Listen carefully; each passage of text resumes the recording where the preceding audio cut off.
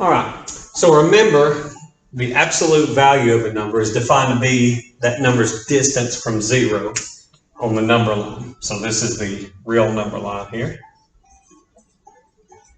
So if I ask you for the absolute value of 3, the answer to that would be 3, because 3 is 3 units from 0.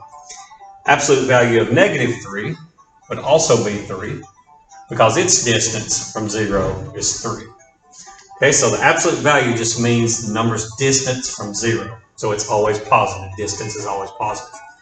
But what would it mean if we wanted to do the absolute value of a complex number? Okay, so remember, we plotted these on a complex plane where we had the real number line for the horizontal axis, and we had the vertical axis, the imaginary part. So I plotted for you 3 plus 4i. So the real part is 3, the imaginary part is 4. I want to know the absolute value of that number. So what we define this to mean is that number, the complex number's distance from the origin on the complex plane. So the absolute value of 3 plus 4i would just be this distance here.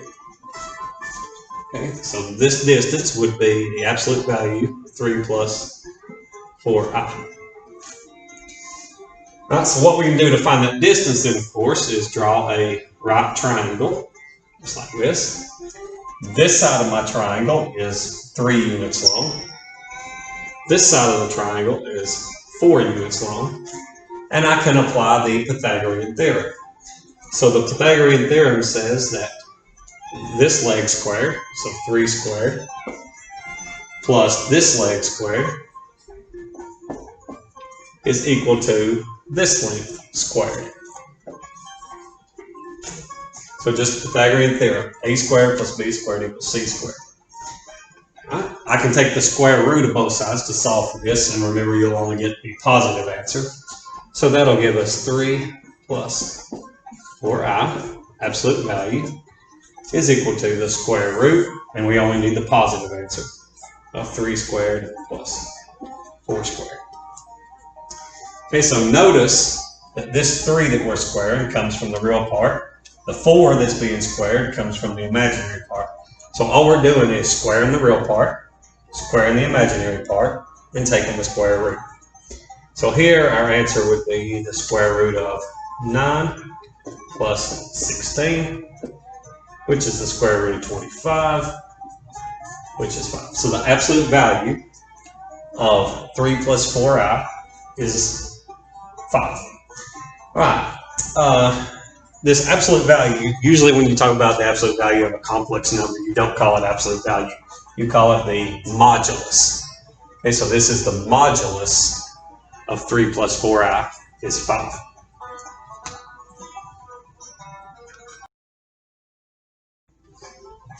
All right, so let's find the modulus of 7 minus 5i.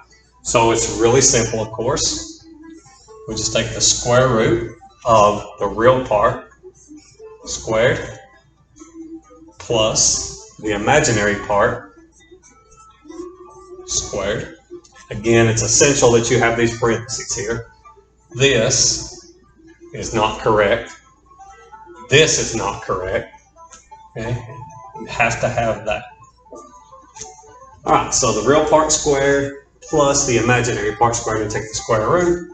So here we would have the square root of 49 plus 25, which is the square root of 74.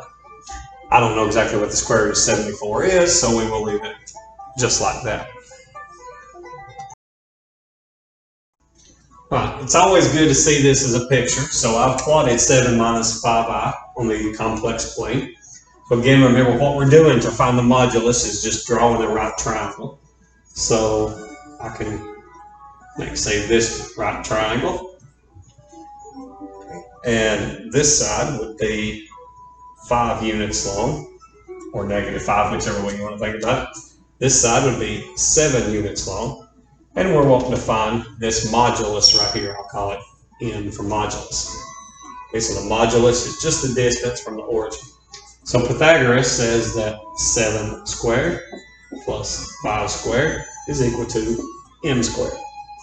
Take the square root of both sides and you only need a positive answer. So n, or the modulus, would equal the square root of 7 squared plus 5 squared. And you see this is exactly what we had up here. Negative 5 squared is the same as 5 squared. So we would get the same answer. The modulus is equal to the square root of 74.